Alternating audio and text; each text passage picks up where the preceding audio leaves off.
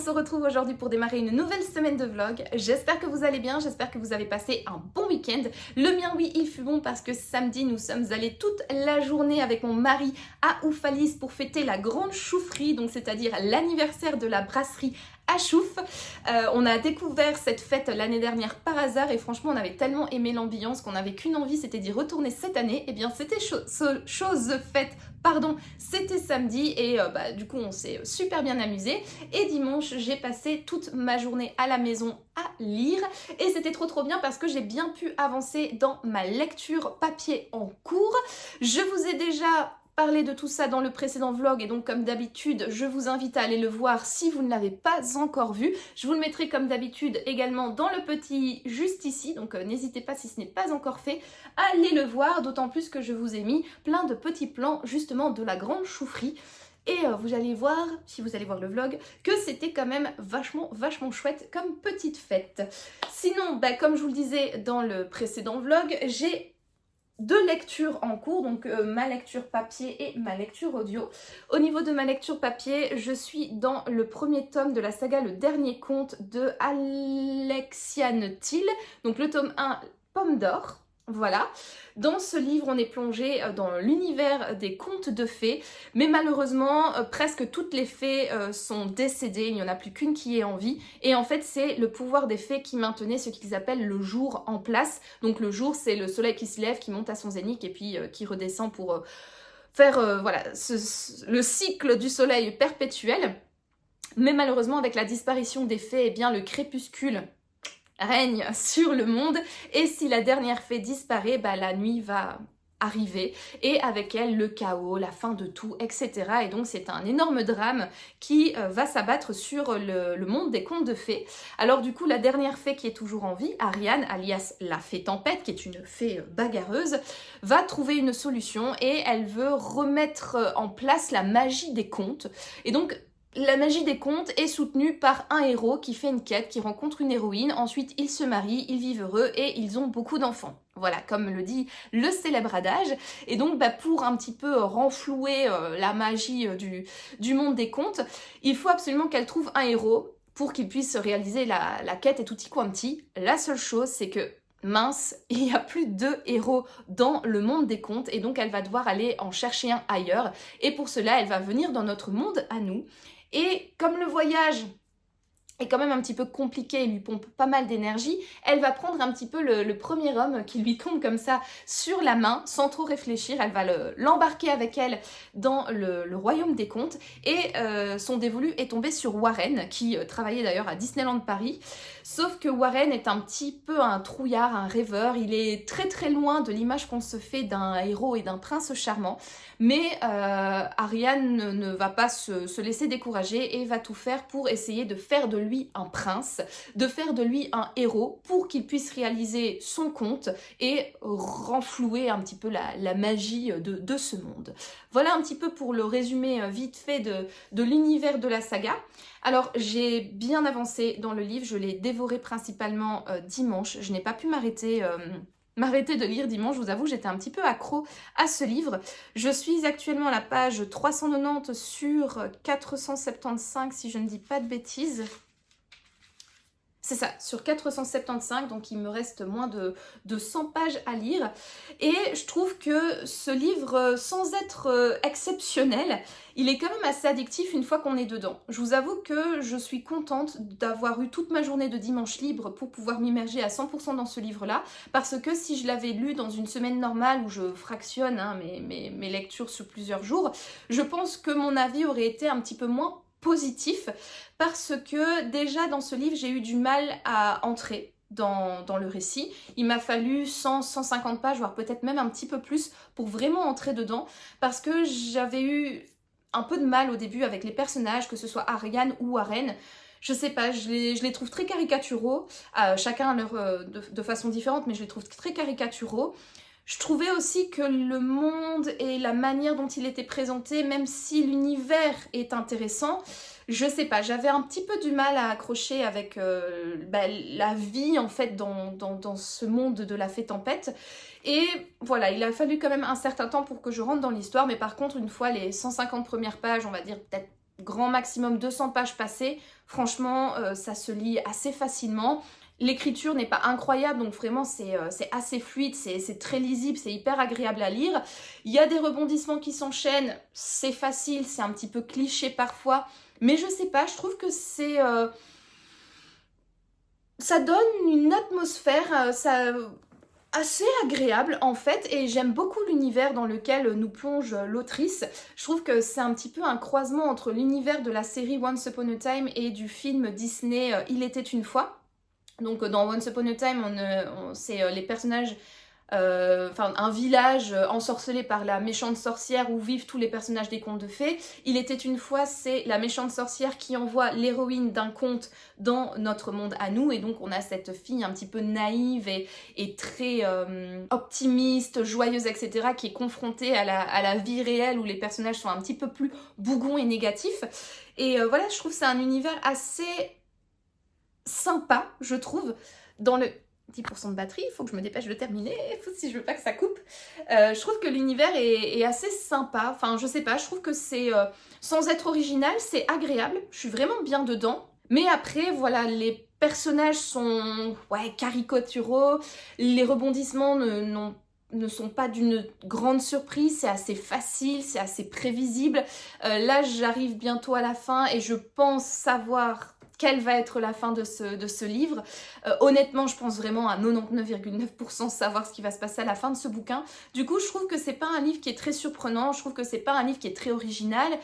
L'histoire en elle-même n'est pas, c'est pas transcendant, mais je passe quand même un bon moment, honnêtement, ça fait le taf, ça me détend, m'envoie dans un monde complètement différent du nôtre. Il y a un petit côté aussi très steampunk dans ce livre, où le monde des contes a l'air d'être un monde steampunk, donc ça me plaît aussi énormément. Et l'autrice fait énormément de références à la pop culture, que ce soit aux films Disney ou aux différents contes de Grimm, Perrault, etc. Ou tout simplement à des films comme Le Seigneur des Anneaux, Harry Potter ou la série Supernatural aussi. Et ça, j'aime bien en fait, ces différentes références à la pop culture, je sais pas, moi je trouve ça toujours assez sympa, je trouve que c'est bien fait, c'est bien intégré dans le récit. Et voilà, et couplé avec cet univers et cette ambiance que je trouve assez sympa, je passe franchement un bon moment, même si je trouve que le livre, comme je l'ai dit, souffre de quelques défauts. Voilà, la plume n'est pas incroyable, en plus j'ai relevé pas mal de fautes... où il manque des mots, enfin bref, où les mots sont inversés, enfin ça me saoule un peu, mais bon, bref, ça c'est un travail éditorial qui a été mal fait. Voilà, la plume n'est pas incroyable, les personnages sont un petit peu caricaturaux, l'histoire est facile, caricaturale, mais bon, je trouve que honnêtement, ça fait le taf. Alors ici, ils disent quand même que c'est pour un public averti, il y a pas mal de trigger warning à la fin du livre, mais je vous avoue que j'ai un peu du mal à relier les trigger warnings à ce qui a été véritablement dit dans le récit. Voilà, je trouve que quand je les ai lus avant de lire le bouquin, je m'attendais à avoir des scènes totalement crues, totalement violentes autour de ces trigger warnings. Là, même en étant au courant avant de commencer le bouquin, j'ai un peu du mal à savoir quel élément elle relie à ces trigger warnings. Et pour un public averti, je vous avoue que pour l'instant, dans ce premier tome, je comprends pas trop pourquoi. Parce que justement, si je devais classer ce livre, moi, je dirais que c'est plus un livre pour jeunes adolescents à partir de 14 ans, quoi. Parce que je trouve que c'est tellement écrit d'une manière simple, univers simple, facile, avec des rebondissements, mais pas trop compliqués non plus, avec de la bagarre, mais pas trop sanglant non plus, avec du vocabulaire un petit peu, pas très bien dans la bouche d'enfant, mais ça va quand même. Franchement, public averti, je me pose des questions, et quand je vois les livres que j'ai lus juste avant, donc la saga, la duologie Six of Crows, là pour le coup, moi, Six of Crows, ils disent que c'est à partir de 14 ans, donc plutôt pour un public aussi young adulte, mais Six of Crows, ça envoie quand même... alors, c'est pas quelque chose pour un public averti, non, ça peut être lu pour les adolescents, par des adolescents, pardon, mais quand même, il y a... quand même plus de violence, plus de choses noires qui se passent dans cette saga que dans le dernier conte, quoi. Donc honnêtement, si on me dit que c'est pour un public à partir de 12-14 ans, moi je dirais oui, clairement. Et ceci expliquerait pourquoi du coup les personnages sont caricaturaux, les rebondissements pas incroyables, assez prévisibles, etc. Hop, oui. Bref, donc franchement, je passe un bon moment. C'est sympa, je pense que j'ai bien fait de m'immerger à 100% dedans dimanche. Je pense que je lirai la suite. Bon, voilà, j'ai pas terminé le bouquin, mais je pense honnêtement que je lirai la suite, même si, voilà, il souffre quand même de quelques petits défauts, mais je trouve pas suffisamment pour gêner ma lecture et pour ne pas me donner envie de continuer la saga, quoi. Donc voilà pour mon avis sur donc ma lecture papier en cours et ma lecture audio pardon, en cours, c'est toujours le tome 3, donc le voyage de la saga Outlander de Diana Gabaldon, et lui aussi je l'ai bientôt terminé, je suis à la fin, vraiment à la toute fin, il me reste aussi moins de 100 pages. Je suis à la page 938 sur 1013. Donc voilà, bientôt terminé. Et je passe un bon moment, vraiment. Je trouve que passer un certain moment dans le récit, je vais pas vous dire lequel pour ne pas vous spoiler, mais l'histoire devient véritablement addictive. Il se passe des choses à tous les chapitres. On est vraiment dans une histoire très rocambolesque, hein, voilà, et très dramatique, hein, parce qu'il se passe toujours des choses à chaque chapitre et des choses qui ne sont pas nécessairement joyeuses, hein. C'est toujours des trucs un petit peu dramatiques, un petit peu problématique, voilà, c'est toujours, c'est un petit drame quoi en soi. Alors bien évidemment il y a des choses positives qui arrivent à nos héros, mais il y a quand même pas mal de petits drames, pas mal de petits couacs et tout qui leur arrivent, et ce très régulièrement, presque à chaque chapitre. Mais du coup, même si c'est rocambolesque et qu'on se pose la question de la crédibilité de tout ce qui se passe dans la vie de nos héros, ben, je trouve que ça a un côté assez addictif. Et en tout cas, moi j'ai vraiment du mal à lâcher le récit à tel point que maintenant je ne les... Normalement mes livres audio je les écoute en courant, mais là, pas que. Voilà, une fois que je rentre à la maison, que je fais mes petits repas le soir, que je fais ma routine skincare et tout, j'écoute également maintenant ce livre audio parce que j'ai un peu du mal à lâcher le livre, j'ai un peu du mal à lâcher le récit. Comme les chapitres sont souvent extrêmement longs, dès que j'arrête un run, je suis souvent au milieu d'un chapitre et ça me frustre. Et donc j'ai envie de continuer l'histoire, et donc maintenant je l'écoute un petit peu plus régulièrement que uniquement lors de mes sorties running. Ce qui explique du coup comment j'ai avancé aussi rapidement dans ce livre, et je trouve que l'histoire elle est c'est hyper addictif, c'est hyper prenant, hyper agréable à écouter. Pour le coup là la plume elle est extrêmement fluide, ça nous embarque, c'est hyper agréable à écouter, et voilà, je prends énormément de plaisir et j'ai hâte du coup de terminer le livre, de voir sur quel cliffhanger, quel drame et quel rebondissement va se terminer ce livre.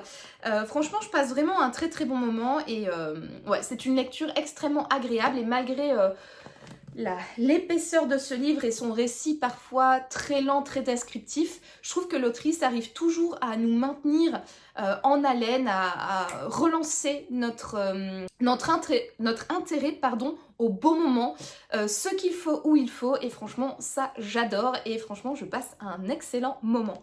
Voilà, écoutez, il me reste plus que 4% de batterie, donc il est grand temps pour moi de clôturer ce premier rush de la semaine, et je vous dis donc à plus tard.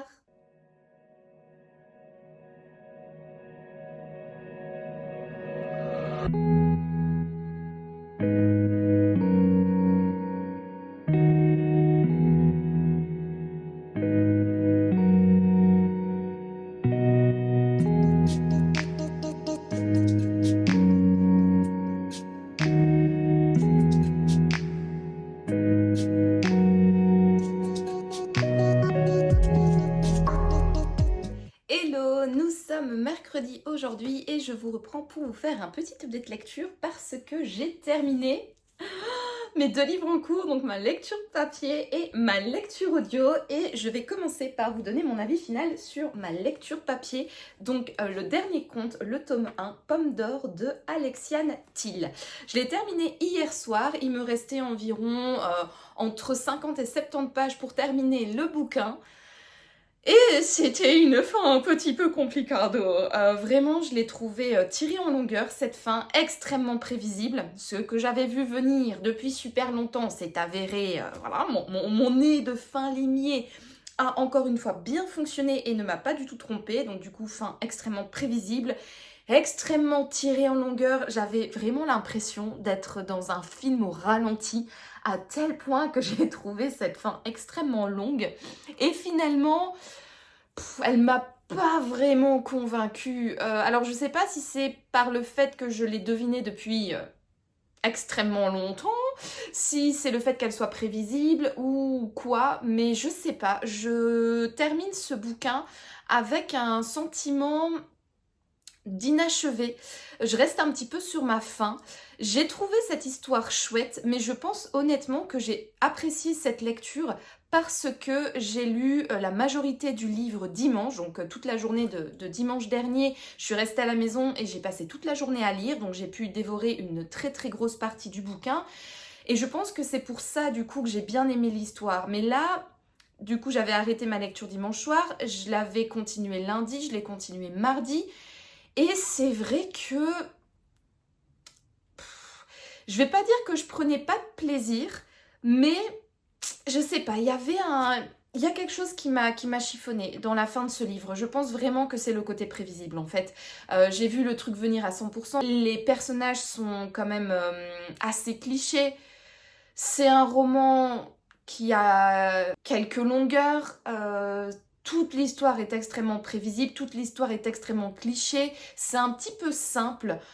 C'est vraiment un livre ouais, qui est pas mal, mais pas ouf non plus. Voilà, donc je suis un peu mitigée et c'est vrai que cette fin de roman ne m'a pas convaincue et j'ai pas retrouvé lors de la fin de cette lecture le plaisir que j'avais eu dimanche toute la journée, bien que ce n'était pas non plus une joie extrême et un plaisir extrême, hein, mais j'étais bien dans l'histoire, j'avançais bien, j'étais contente. Et donc tout en disant déjà que le roman avait ses points négatifs, j'étais quand même plutôt positive, j'avais l'impression, en disant voilà, il a ses défauts, mais j'aime bien, patati patata. Là, en vrai, je pense que je vais continuer la saga, je vais lire le tome 2 pour voir tout simplement où est-ce que ça nous mène, comment est la narration, comment nos personnages évoluent, est-ce qu'ils sont moins caricaturaux, est-ce qu'ils évoluent dans leur personnalité mais aussi dans leurs relations, comment l'histoire va avancer, comment elle va évoluer. Et je pense que si je vois que ça continue sur la lancée de ce tome 1, donc d'être un roman somme toute assez plat et assez prévisible, je ne continuerai pas la saga qui est composée de 4 tomes. Je pense que j'abandonne, enfin je laisserai ça, de côté et je pense que si le tome 2 ne me plaît pas, c'est que cette saga n'est pas faite pour moi. Il est noté sur la 4e de couverture que attention public averti. On nous dit bien au début du roman qu'il y a des trigger warnings. Il y a la liste de ces trigger warnings à la fin.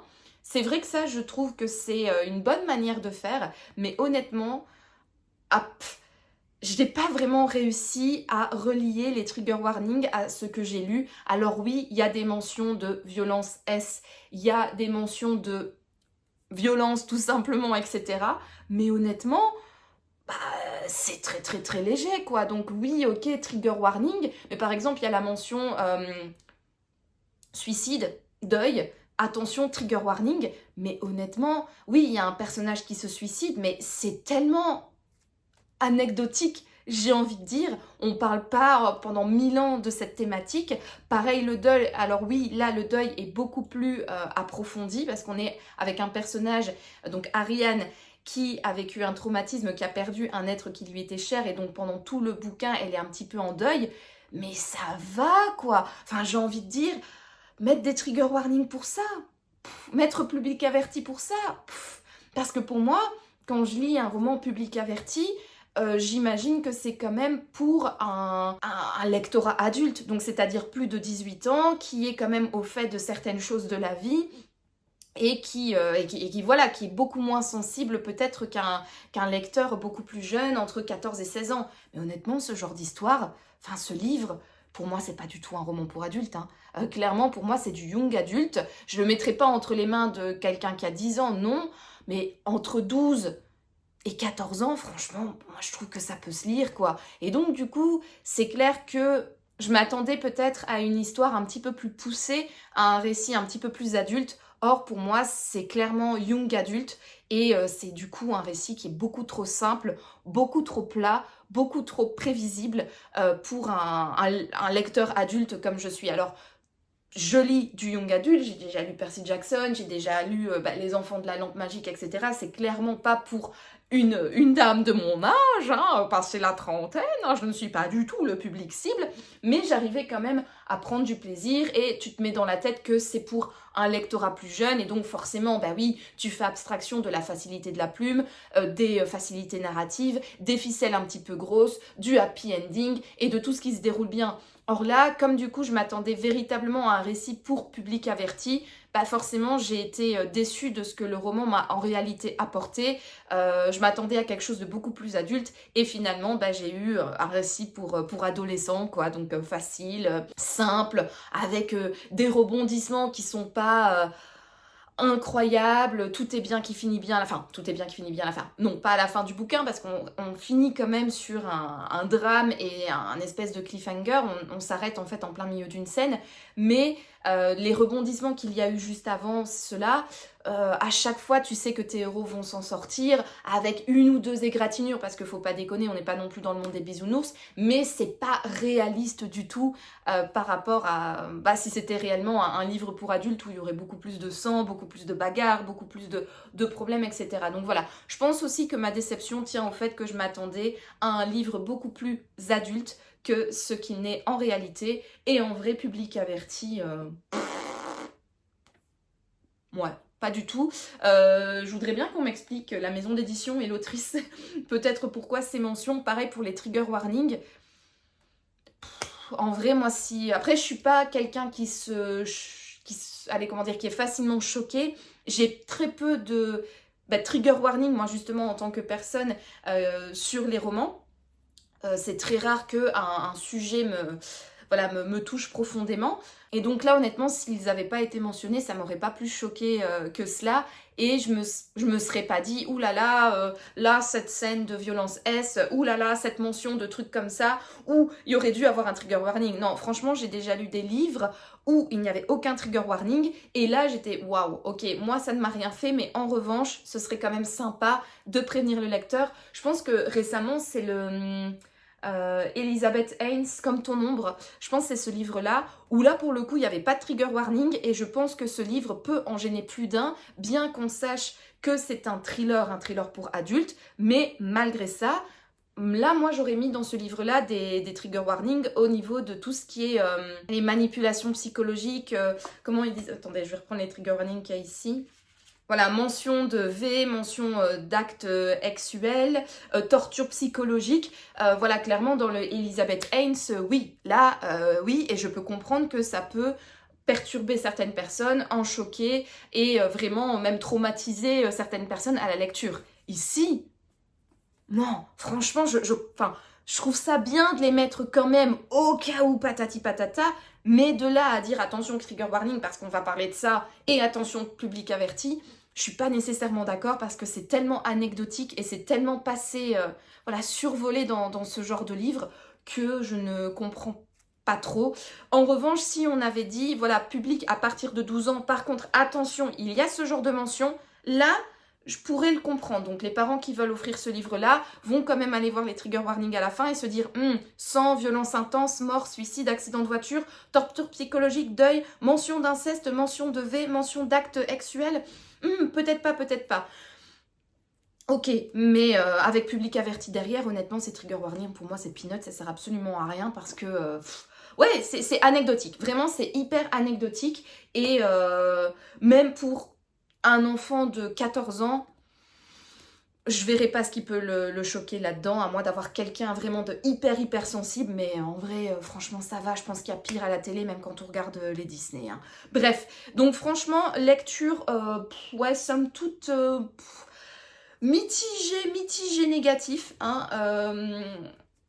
voilà, je reste un peu sur ma faim. Cela dit, comme je l'ai dit, je vais quand même lire le tome 2, pas maintenant, pas tout de suite, mais je vais quand même lire le tome 2 pour voir ce qu'il en est, voir voilà, est-ce que ça vaut le coup de continuer, parce que ça se lit quand même vite, ça se lit quand même bien, la plume n'est pas alambiquée, l'histoire est pas non plus tirée par les cheveux, donc voilà, c'est quand même assez facile, assez simple à lire, mais bon, écoutez, on verra, c'était une aide, vous le verrez dans mes prochains vlogs, si je continue ou pas la saga, mais honnêtement, moi, ce tome 1, je l'ai pas trouvé fifou, quoi. Franchement, je sais plus combien je lui ai mis, je pense que je lui ai mis 14 sur Livre Addict, mais c'était pas, ouais, bref, c'était pas grand-chose.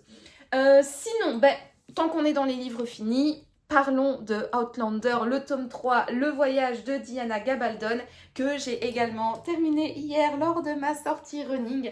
Et là, pour le coup, c'était vraiment une très très chouette lecture. J'ai beaucoup aimé. J'ai trouvé ce livre hyper addictif, surtout donc il y a un retournement de situation, rebondissement énorme à un moment donné du bouquin. La première partie, je l'ai trouvée un petit peu trop lente, un peu trop descriptive, un peu trop tirée en longueur. Et c'est vrai que mon attention n'était pas vraiment au beau fixe lors de cette première partie, on va dire. Mais une fois qu'il y a eu ce retournement de situation, ce tournant dans l'histoire, j'ai pas pu lâcher ce bouquin. Je l'ai trouvé extrêmement intéressant, extrêmement addictif.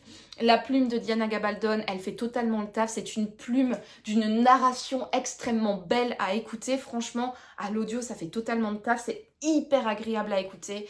J'adore les personnages, que ce soit Jamie ou Claire, que ce soit les personnages secondaires également. Je les trouve à chaque fois hyper intéressants.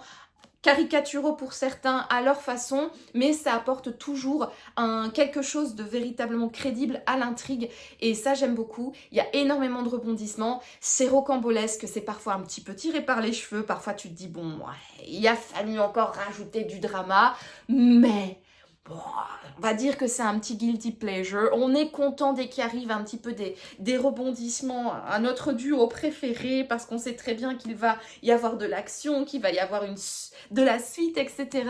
Et en fait, notre attention, elle est toujours maintenue de manière hyper élevée parce qu'il n'y a pas de temps mort en fait dans ce livre. Diana Gabaldon, met toujours un rebondissement, de l'action quand il faut, où il faut, du drame quand il faut, où il faut, de l'humour, enfin bref, je trouve qu'elle dose hyper bien au niveau des émotions que peuvent ressentir le lecteur, que ce soit la tristesse, la joie, le drame, le cœur qui se serre, la rigolade, ou voilà, je trouve qu'elle distille toutes ces émotions extrêmement bien dans son intrigue. Elle maîtrise véritablement bien la narration et elle maîtrise également hyper bien le rythme pour qu'on ne soit jamais dégoûté en fait de retourner dans ce livre parce que c'est quand même une grosse pavasse, hein, ça fait 1013 pages et pourtant je trouve qu'elle arrive toujours à nous maintenir, à nous donner envie de retourner et moi j'ai vraiment trouvé cette lecture hyper addictive à tel point que je ne l'ai pas écouter que pendant mes runs, mais également pendant ma vie quotidienne, quand je faisais mes tâches ménagères, que je cuisinais, que je faisais mes routines skincare. Franchement, j'arrivais plus à me détacher de cette histoire et j'ai passé véritablement un excellent moment lecture.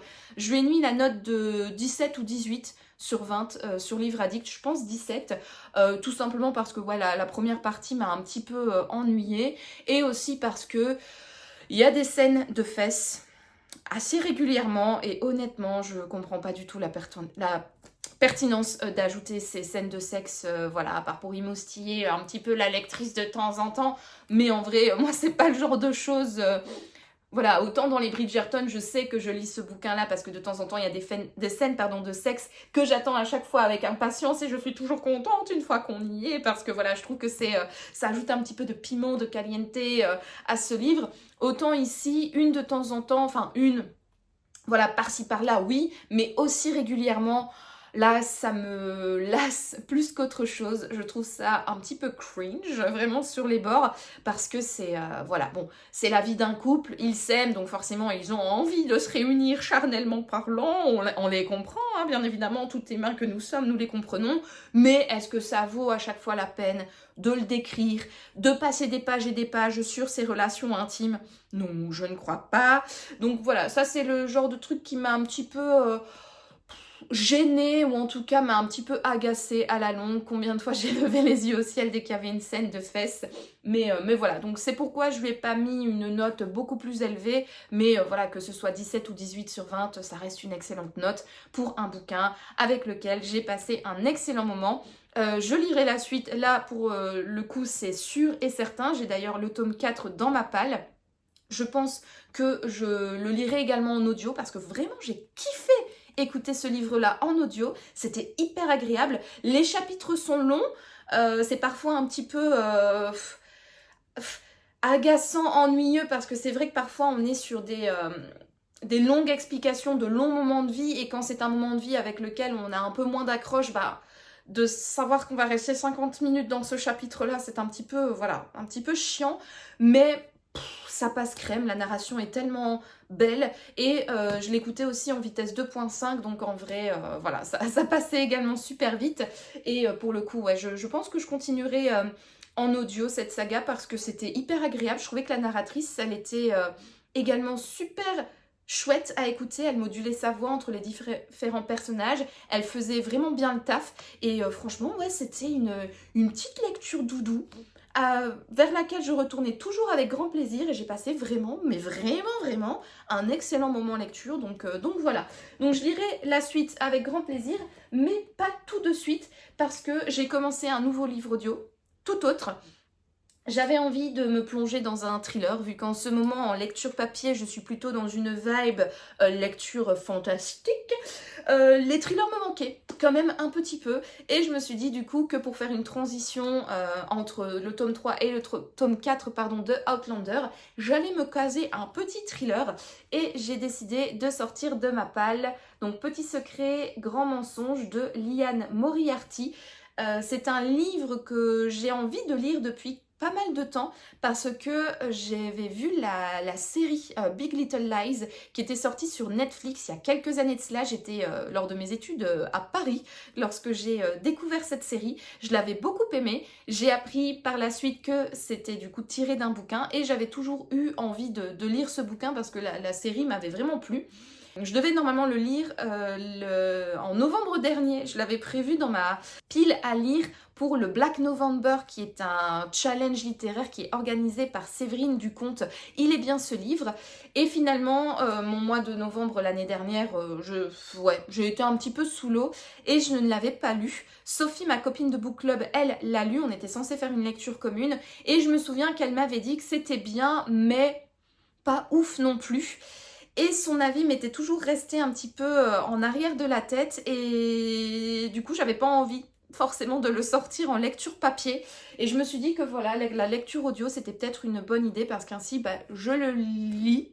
C'est un livre qui sort de ma palle, mais en même temps, je ne m'ennuie pas à le lire en lecture papier, quoi. Parce que là, je mets mes écouteurs, je vais courir. De toute manière, j'ai rien d'autre à faire que d'écouter le bouquin. Donc même si c'est un livre qui est bof ou voilà, qui est pas incroyable, je trouve que ça passe toujours mieux en audio qu'en écrit parce que j'ai l'impression déjà de moins perdre mon temps et j'ai déjà remarqué que j'étais beaucoup plus indulgente avec les livres audio, donc du coup je me dis voilà, si c'est un livre bof ou en tout cas si pas bof, pas incroyable non plus, autant le passer en audio et donc voilà pourquoi j'ai choisi donc ce livre là. Je l'ai commencé, j'ai lu 66 pages, voilà. J'ai vraiment pas lu grand chose lors de ma dernière sortie running.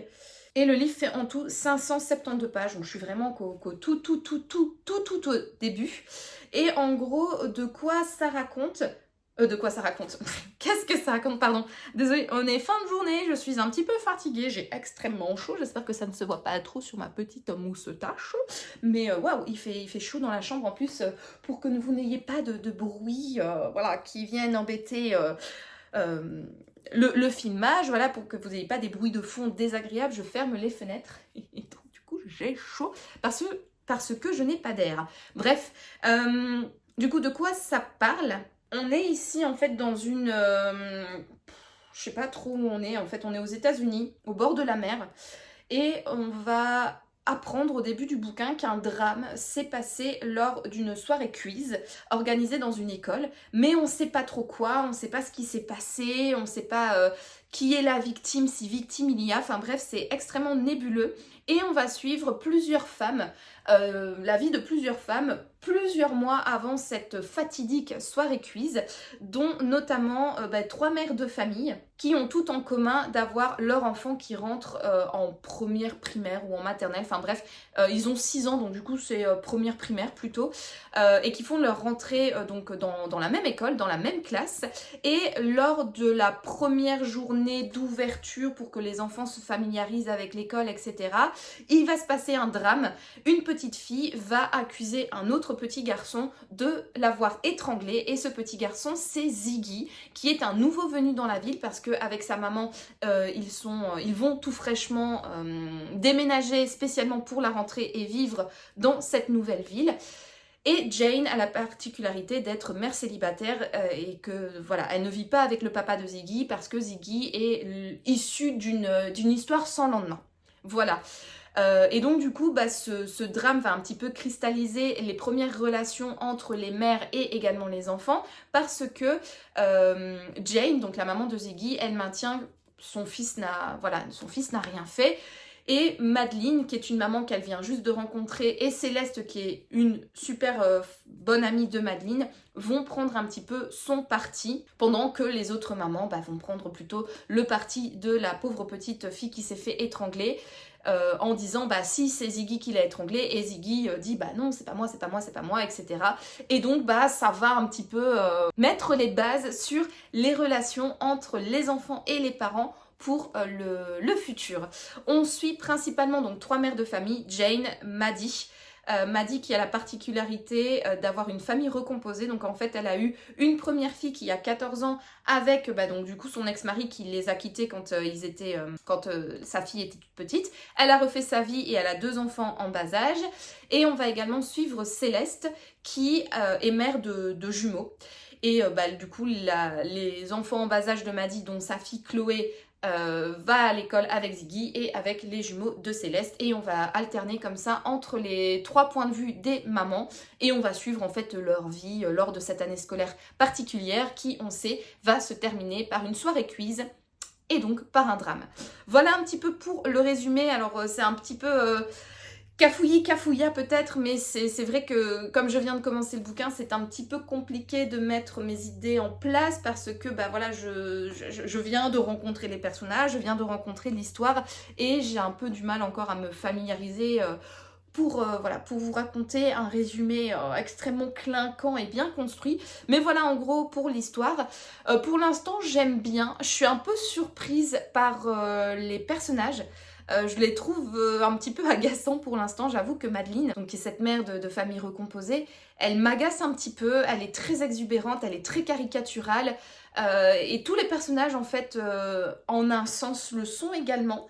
Je vois ici sur la 4e de couverture, ils disent un univers proche de celui de Desperate Housewives avec une rare finesse psychologique. Bon, la rare finesse psychologique, je l'attends encore. Mais effectivement, ce côté très caricatural, comme dans Desperate Housewives, où chaque femme est un petit peu rangée dans une case de mère de famille particulière et où tout ce qui se passe autour d'eux, c'est un petit peu pour faire le show, quoi. Voilà, donc comme véritablement dans une série télévisée. Pour l'instant, j'aime bien. Bon, je l'ai commencé lors d'une sortie running, donc j'ai pas encore trop grand chose à dire. J'espère juste que les personnages ne vont pas trop me taper sur les nerfs, notamment Madeline. Mais bon, écoutez, on verra. Je l'ai commencé, c'était une aide concernant mon avis. Mais en tout cas, je suis contente d'avoir enfin sorti ce livre de ma palle.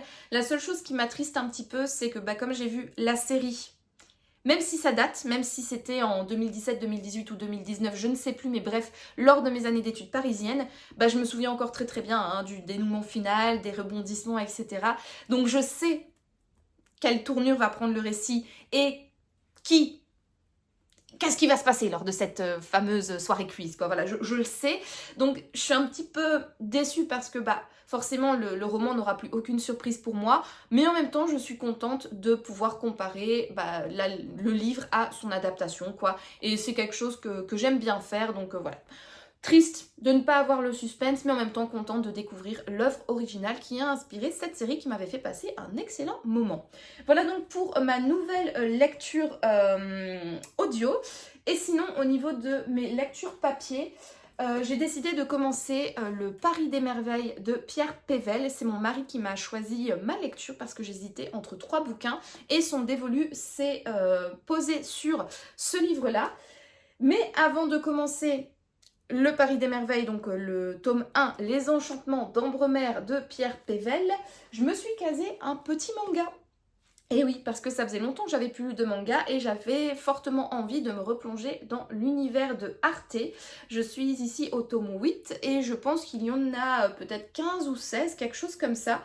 Je sais plus exactement, mais c'est une série que je traîne depuis de nombreuses années et j'avoue que j'ai envie de la continuer et de la terminer au plus vite parce que mine de rien, à force d'espacer les tomes, je ne me souviens plus de quels sont les enjeux, quelles sont les histoires qui se sont déjà passées, etc. Donc je trouve ça un petit peu dommage de se replonger à chaque fois dans un tome où on ne se souvient plus de qui est ce personnage, quels sont les liens entre eux, etc.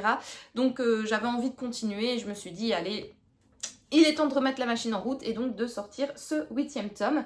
Donc on est de retour à Florence, on suit toujours Arte, donc qui est ce personnage-là. Arte est une jeune aristocrate qui a tout quitté. Donc le confort de sa situation, de sa famille, etc.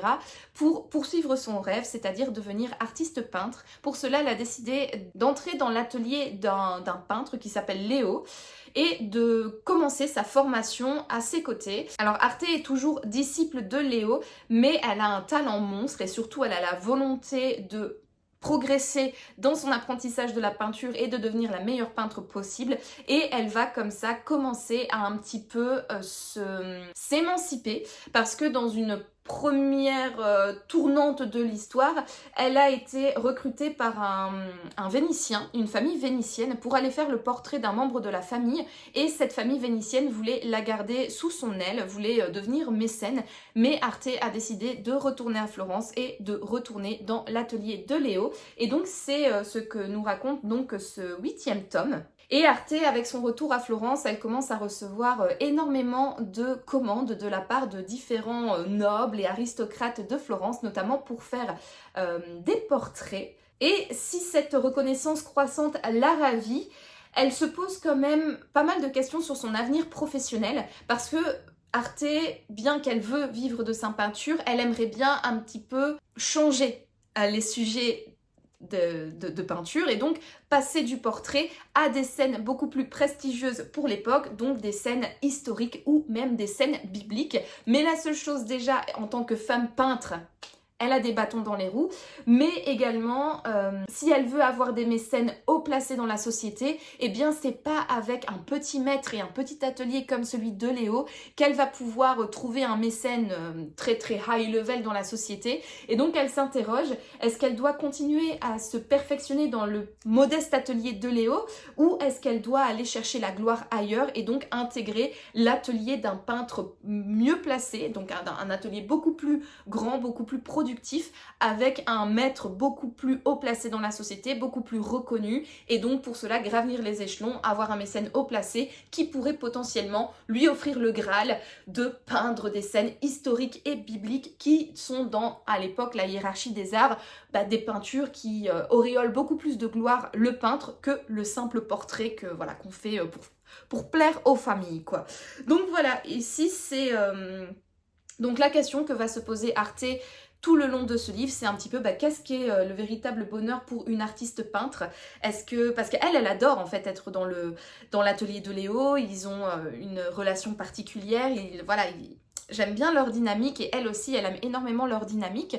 Et donc voilà, elle se pose plein de questions et elle se demande vers quoi va pouvoir tendre son avenir et qu'est-ce qu'elle va devoir faire. Alors on comprend vers quelle route elle va prendre à la fin de ce tome, mais ça reste quand même très succinct et donc je suppose qu'on aura la réponse et la suite de son histoire dans le tome 9 et qu'on verra du coup quels sont les choix qu'elle a fait et bien évidemment quelles sont ses conséquences. J'aime beaucoup ce roman. Enfin, j'aime beaucoup ce manga, j'aime beaucoup cette saga de manga parce qu'on est plongé à Florence lors de la Renaissance italienne, dans le milieu des peintres, et moi en tant qu'historienne de l'art spécialisée dans l'art italien des 15e et 16e siècles, forcément je suis aux anges. En plus les dessins sont juste magnifiques et surtout les dessins de la ville. Voilà, quand on voit déjà les détails au niveau des personnages, des cheveux, des bijoux, tout ça, je trouve ça extrêmement bien dessiné.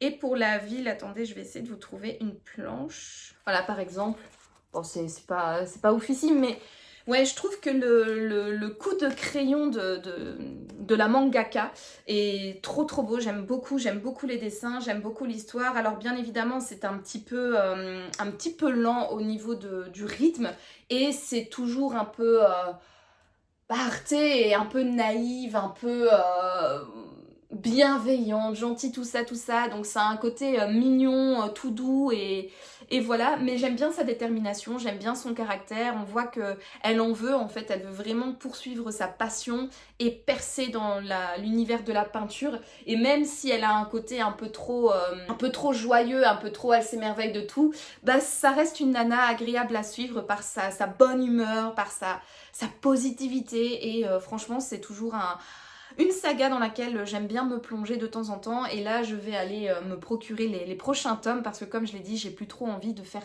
traîner cette série, parce que c'est vrai qu'il y a des moments j'étais là mais c'est qui lui encore, je me souviens plus, alors du coup je dois aller voir sur internet, essayer de me rappeler patati patata, et franchement c'est con, autant lire le tout assez rapidement pour garder tout en mémoire assez fraîchement et passer un meilleur moment lecture. Voilà donc pour le petit manga que je me suis casé donc entre la fin du dernier conte et le début du Paris des Merveilles. Alors pour le Paris des Merveilles, ce que je vous propose c'est de vous lire la 4e de couverture parce que j'ai pas beaucoup avancé, j'ai lu seulement 38 pages sur 380 tout pile, donc je vous avoue que je sais pas trop expliquer comme ça de moi-même de quoi ça parle, donc je vais vous lire la 4e de couverture, ainsi au moins vous savez dans quoi je plonge tête baissée sous les bonnes recommandations, le bon choix de mon mari. Paris, début du XXe siècle. Les messieurs ont de fières moustaches, des chapeaux melons, les dames portent des corsets, des jupons, des bottines à boutons.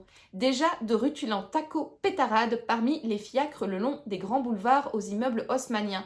Mais ce n'est pas le Paris de la belle époque tel que nous l'entendons. La tour Eiffel est en bois blanc, les sirènes ont investi la Seine, les farfadets le bois de Vincennes, des chats ailés discutent philosophie et une ligne de métro permet de rejoindre le pays des fées. Occupé à enquêter sur un trafic d'objets enchantés, Louis Denisard Hippolyte Griffon, mage du cercle sciant, se retrouve mêlé à une série de meurtres. Confronté à des gargouilles immortelles et à un puissant sorcier, Griffon n'a d'autre choix que de s'associer à Isabelle de Saint-Gilles, une fée renégate que le mage ne connaît que trop bien. Bienvenue dans le Paris des Merveilles. Ok, bah du coup, je me suis un peu spoilée de vers quoi nous allons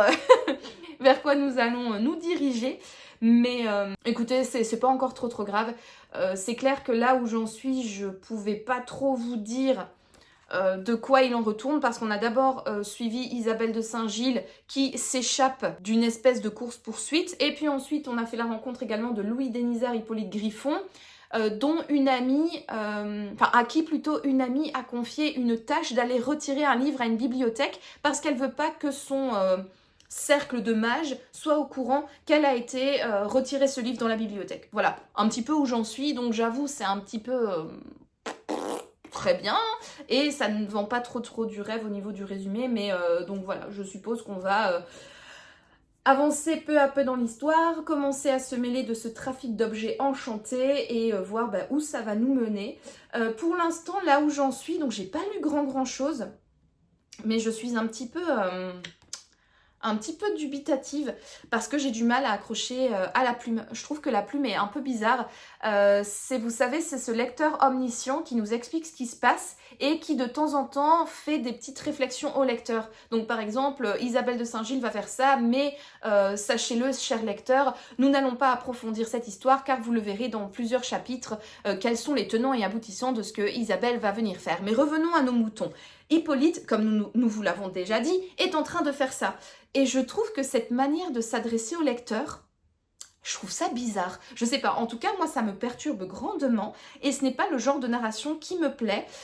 En plus de cela, en dehors du fait que le narrateur externe nous parle, c'est extrêmement descriptif. Mais vraiment, il nous décrit les choses en profondeur, hein, comme si c'était un roman historique. Et donc, on a moult détails sur les habits des gens, comment fonctionne Paris, les détails des bâtiments, tout ça. Et c'est beaucoup plus de la description que de l'action ou des interactions entre les personnages ou une avancée réelle dans l'histoire. Donc pour l'instant, j'ai lu pas grand-chose, mais beaucoup de descriptions en fait. Et les interactions entre les personnages, il n'y a pas eu... Voilà, il ne s'est pas passé grand-chose. Donc du coup, voilà, pour l'instant, je tique un petit peu sur la plume, à voir si avec le temps, je vais commencer à m'y faire et à prendre à m'habituer en fait tout simplement à cette plume et à prendre du plaisir. Mais là pour l'instant j'avoue que ça me, je sais pas, ça me perturbe et ça me gêne un petit peu dans mon avancée de lecture et voilà.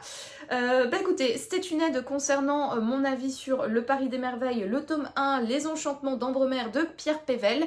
Je vais le continuer de toute façon, on verra si ça part sur un abandon ou si je le lis ou je ne sais pas. Écoutez, on verra ça dans la suite de ce vlog, donc comme j'aime à le dire, c'était une aide et je vous dis donc à plus tard.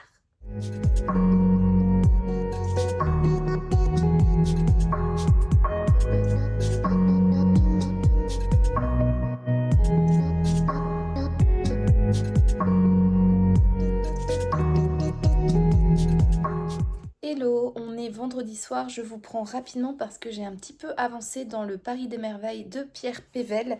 Je viens de terminer le chapitre 10, je suis à la page 120 et je vous avoue que je suis pas trop convaincue. J'ai vraiment du mal avec la plume. Je trouve que l'histoire est assez lente à se mettre en place. Là où j'en suis, il vient enfin d'avoir un chapitre, on va dire, intéressant. J'ai bien aimé, il y avait un petit peu plus d'action. Ça a fait du bien. Mais sinon, j'ai vraiment du mal. Je trouve que la plume est assez pénible. Elle est très descriptive. Elle est, je sais pas, il y a quelque chose qui ne me plaît pas dans la plume.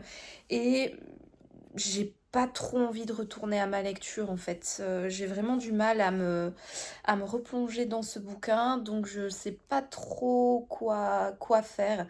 Je vais voir demain parce que je n'ai absolument rien de prévu ce week-end à part lire et me reposer. Donc je vais voir ce que je vais faire. J'hésite à me le prendre également en audio et à alterner l'écoute pendant que je fais ma vie et la lecture physique en papier pour pouvoir l'avancer un petit peu plus vite parce que franchement je sais pas, soit je fais ça, soit je l'abandonne. Donc écoutez, c'était une aide pour en savoir plus, mais pour l'instant je suis assez triste de ne pas accrocher parce que j'avais lu la BD Le Paris des Merveilles, Les Enchantements d'Ambremer il y a quelques années de cela, en 2023. J'avais lu les deux tomes de la BD, enfin comment dire, l'histoire a été mise en BD, divisée en deux tomes, et j'avais véritablement aimé cette histoire en fait. Et je sais que l'histoire est hyper chouette et in fine intéressante et l'univers sympathique, mais là, en roman, ça ne me convainc pas trop, donc voilà, je sais pas quoi faire. C'était une aide, vous en saurez plus dans le prochain rush. Encore un petit peu de patience. Et bah vous saurez quoi. Voilà, je vous dis à plus tard.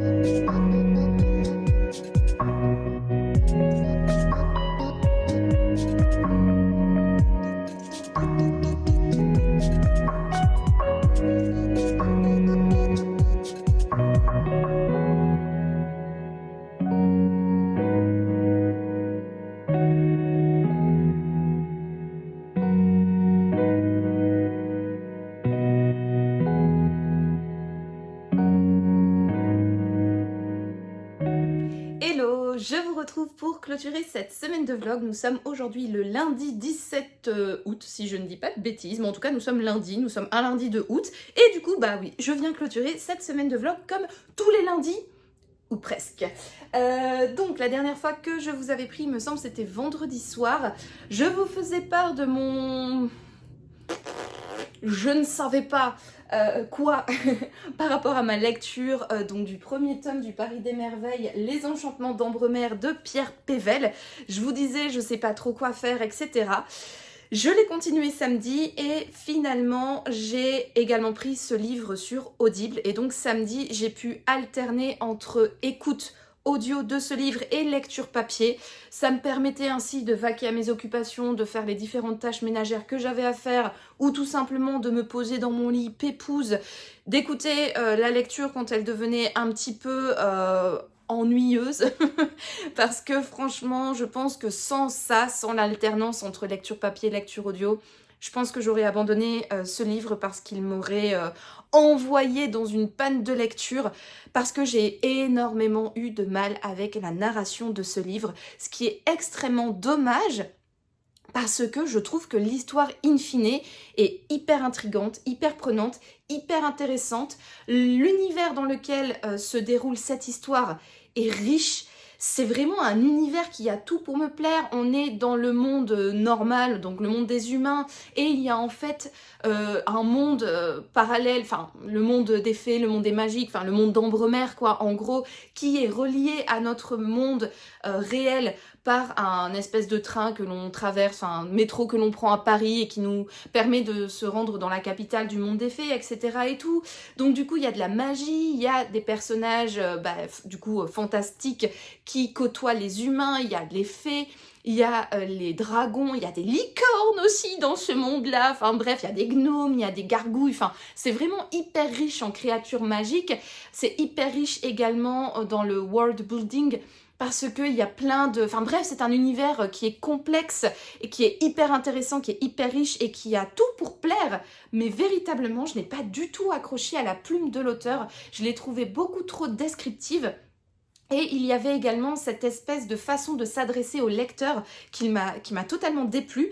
Alors ça arrivait beaucoup au début du livre. J'ai l'impression qu'au plus on avançait dans l'histoire, au plus le fait que le narrateur s'adresse au lecteur s'estompait. Mais il y avait quand même comme ça de temps en temps des petits moments où le narrateur disait « Vous allez voir, nous ne développons pas pardon, cette histoire pour l'instant car vous le verrez plus loin, dans plusieurs chapitres, pourquoi Hippolyte réagit comme ça. » Enfin bref, il y avait quand même à certains moments le narrateur qui s'adressait au lecteur, et je sais pas, moi c'est pas une façon de faire que j'aime énormément.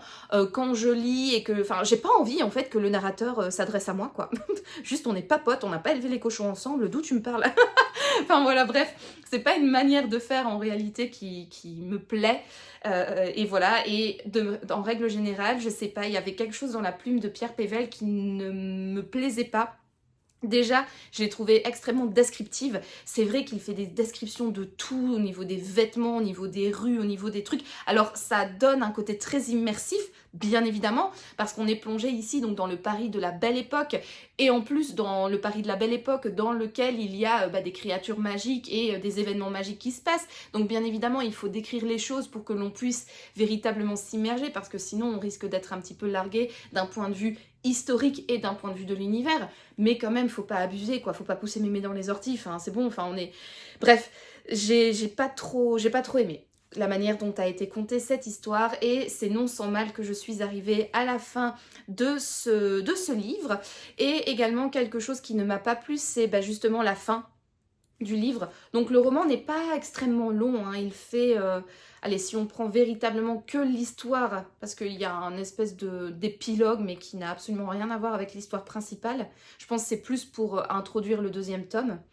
Mais voilà, si on prend juste l'histoire donc du tome 1, il fait 347 pages, donc c'est pas non plus un roman qui est extrêmement long, mais en fait, avant d'arriver à comprendre pourquoi les objets magiques ont été volés, pourquoi est-ce qu'il y a un trafic autour des objets magiques, et d'avoir du coup les scènes finales et les rebondissements finaux et la finalité quoi, de cette histoire, je trouve que le temps se fait extrêmement long. Enfin voilà, il faut attendre de longs chapitres, de longues pages pour arriver au rebondissement final, et comme malheureusement j'ai l'impression très souvent dans les livres, cette scène finale se déroule en 2-2.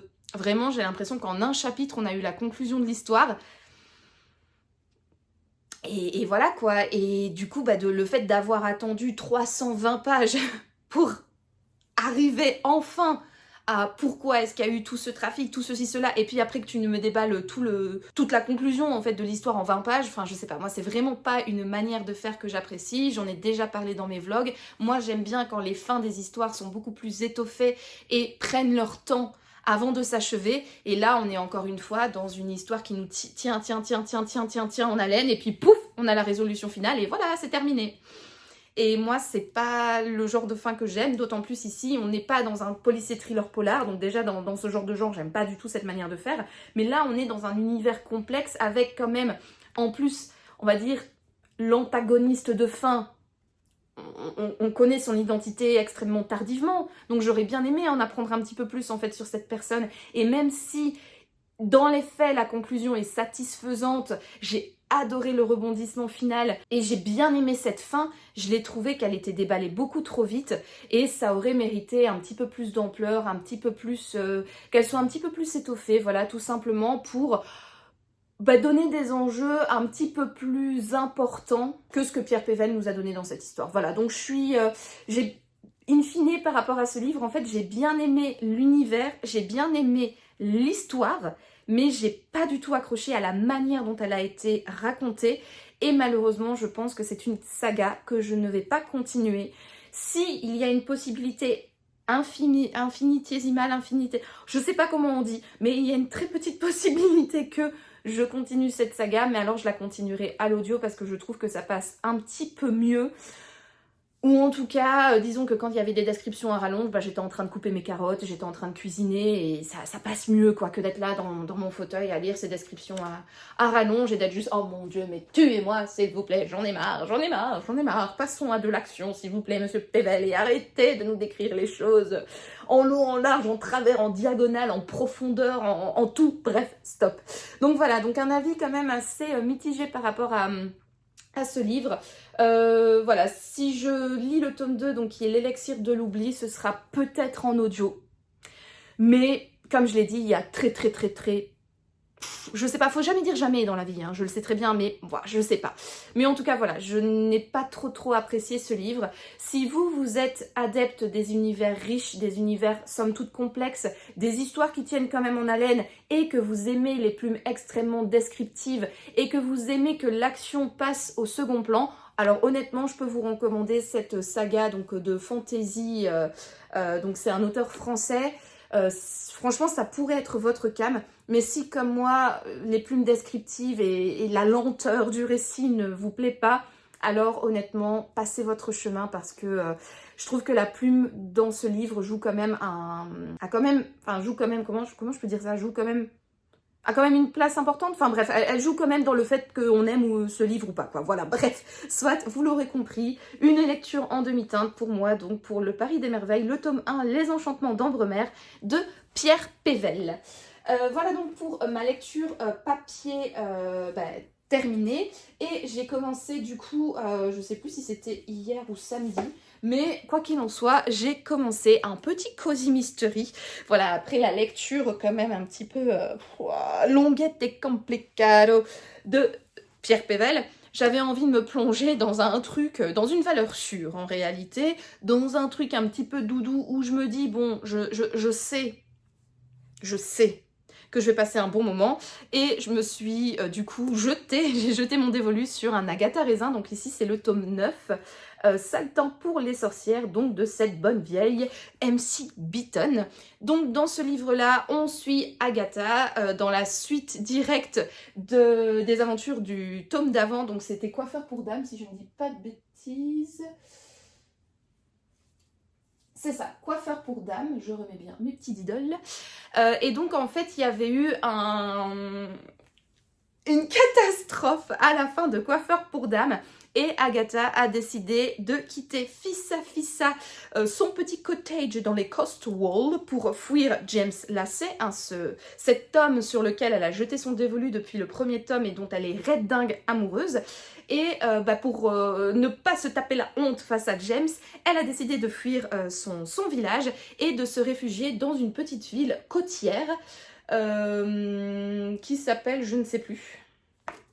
Elle est descendue, donc, elle est partie se réfugier à Wickhaven et plus particulièrement dans le Garden Hotel, qui est petit mais luxueux selon la petite brochure du coin. Et dans cet hôtel, il y a également d'autres personnes qui vivent en résidence à l'année. Et dans ce petit village, il y a également une sorcière, une diseuse de bonne aventure, une personne qui vend également des filtres en tout genre. Et Agatha se laisse tenter d'aller consulter la médium. ce qu'elle lui dit ne lui fait pas beaucoup plaisir, mais en revanche, ce qu'elle vend est un petit peu plus attrayant.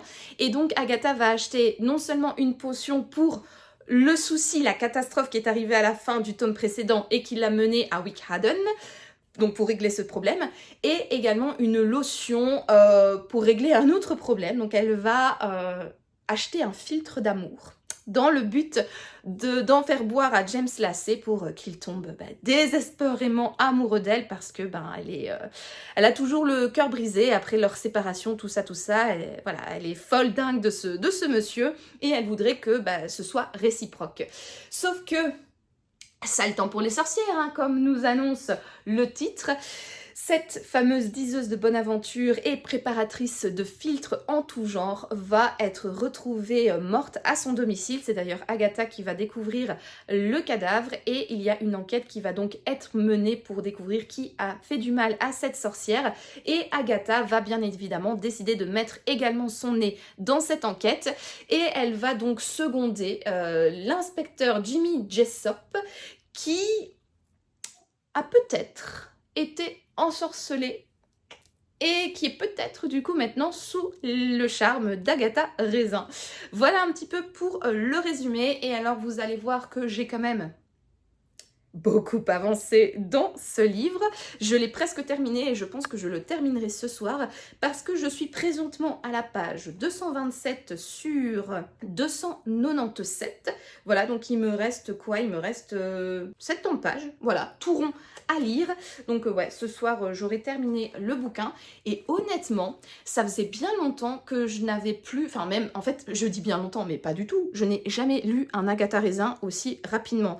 C'est vrai que les Agatha Raisin ont toujours les chapitres qui sont extrêmement longs, ça fait à chaque fois plus de 20 pages, et moi je suis pas forcément une adepte des chapitres longs, et c'est vrai que j'ai l'impression que quand je lis Agatha Raisin, je suis quand même plongée pendant plusieurs jours dans l'un des tomes. Mais là, dimanche, je l'ai dévoré, quoi. Entre samedi soir peut-être et dimanche, j'ai beaucoup avancé, j'ai avancé extrêmement vite, et je trouve que pour une fois, ça se lit vite, ça se lit bien, et je trouve cette histoire vraiment intéressante. J'aime beaucoup en fait le fait qu'on ne soit plus dans le village d'Agatha Raisin, et donc du coup on n'a plus affaire au personnage habituel en réalité. Là, Agatha est isolée, elle est dans une autre ambiance avec d'autres personnes, et donc je trouve que ça crée une dynamique tout autre autour de cette enquête, et franchement je trouve que ça change, et ça me fait plaisir que MC Beaton s'est renouvelé, et du coup moi mon intérêt en est en quelque sorte décuplé, et c'est pour ça que je prends beaucoup de plaisir à me plonger dans cette histoire et à la lire, et c'est pourquoi je la lis aussi rapidement. La plume de MC Beaton est toujours hyper agréable, c'est toujours sympa de suivre cette histoire. Agatha Raisin, bien évidemment, elle a toujours son caractère de cochon. Comme James n'est pas présent dans ce livre-là, elle le garde, son caractère de cochon, parce que quand James Lacey est dans les parages, elle devient un petit peu une midinette, et je trouve ça extrêmement agaçant, parce que Agatha, on l'aime parce que c'est un personnage totalement exécrable, quoi. Et donc là, ça me fait plaisir, voilà, de la retrouver et d'avoir d'autres personnages qui interagissent avec elle, ce qui fait que j'aime beaucoup cette enquête. J'ai hâte de découvrir qui est le coupable, qui a tué la sorcière du coin. Pour l'instant, je vous avoue, j'ai pas du tout de... Enfin, si, je me doute, bien évidemment, parce que voilà, les personnages que l'on suit dans ce livre, c'est quand même une quantité de personnages limitée, et donc on sait très bien qu'on ne va pas aller chercher à Outsiplou-les-Bains le coupable, ça reste dans le cercle restreint autour d'Agatha. Donc si c'est pas l'un, c'est l'autre, forcément, hein. Mais pour le coup, je vais pas essayer de me creuser la tête pour savoir lequel a fait le coup. Je me laisse porter, voilà, et je vais me laisser porter par la surprise, je pense, jusqu'au bout. Je vais pas essayer de jouer pour une fois à mon Hercule Poirot, voilà. Je vais me laisser porter et je vais voir ce qu'il en est, et j'ai hâte du coup de savoir quoi, mais ça vous le saurez dans le prochain vlog. Sinon, au niveau de ma lecture audio, j'ai bien avancé dans le Liane Moriarty, donc Petit secret, grand mensonge. Étant donné que j'ai eu un run relativement long hier, j'ai couru 15 km, donc du coup j'étais plus ou moins 1h30 sur la route, et cette semaine j'ai pas mal couru non plus, donc du coup j'ai bien avancé dans le livre. J'ai dépassé, il me semble, la moitié, parce que je suis à la page 331 sur 572, voilà, donc oui, effectivement, j'ai dépassé la moitié du bouquin. C'est chouette à écouter, Et je pense que j'ai bien fait de le sortir en audio parce que si je l'avais lu en lecture papier, je pense que ça m'aurait un petit peu tapé sur le système, pardon, parce que je trouve les personnages un petit peu trop caricaturaux, un petit peu trop exaspérants, exultés, qui en font des tonnes pour tout et pour rien, vraiment le American style, voilà, comme ça, où ils font plein de trucs. Et parfois j'ai envie de dire aux personnages, mais chill gars, allez, pète un coup, parce que là, ouh là là, qu'est-ce que tu es trop, quoi, tu me saoules, calme-toi. Et c'est notamment le personnage de Maddie qui me saoule un petit peu, je la trouve vraiment, mais exécrable. Alors, le personnage de Céleste, pareil, beaucoup trop plat, beaucoup trop lisse. Bon, je pense que c'est fait exprès, en fait, d'avoir ce genre de caractère extrêmement contrasté et un peu énervant. Mais voilà, moi, ça me tape un petit peu sur le système, pardon.